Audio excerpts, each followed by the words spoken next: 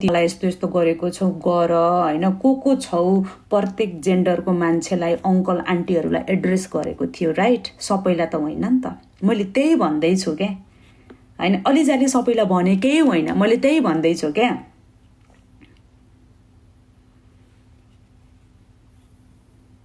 हैन, त्यही कुरालाई तुलसा कलेक्सनले कस्तो तरिकाले बनाएको थियो भिडियो हेर्नु भएको थिएन र गाइज तपाईहरुले? मैले त्यही कुरालाई नै भने हो के गाइज, त्यही कुरालाई नै भनेको। यो नयाँ होइन के गाइज, कन्ट्रोभर्सी नयाँ होइन, नयाँ कन्ट्रोभर्सी हुँदै होइन क्या।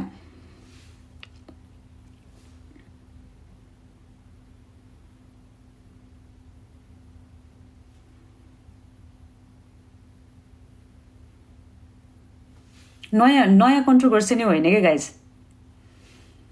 अनि यो कुरा चाहिँ अनि तुलसा कलेक्सनले जुन तरिकाले भिडियो बनाउनु भएको थियो त्यो कुराले चाहिँ अलिजालाई चाहिँ प्रब्लम पर्या हो क्या। त्यो प्रब्लम परेको कारणले अलिजाले बाहिर आएर मलाई किन यस्तो भनेको भनेर भनेको हो। किन अरूलाई भनिनन् त? फेरि अलिजाले किन अरूलाई भनिनन्? ल भन्नुहोस्, why see only pointed out to के अरे तुलसा कलेक्सन? ल भन्नुहोस्, तपाईँ आफैले भन्नुहोस्। मैले पनि त भिडियो तपाईँलाई थाहा छ, मैले त्यतिखेर मैले अलिजाको बारेमा भिडियो बनाएको थिएँ। अलिजाको आमालाई आयुष र अलिजाको बिचमा नआउनुहोस् भनेर थाहा छ तपाईँहरूलाई? मैले बनाएको भिडियो म तपाईँलाई देखाइदिन्छु। कोलाई थाहा छ भन्नुहोस् त?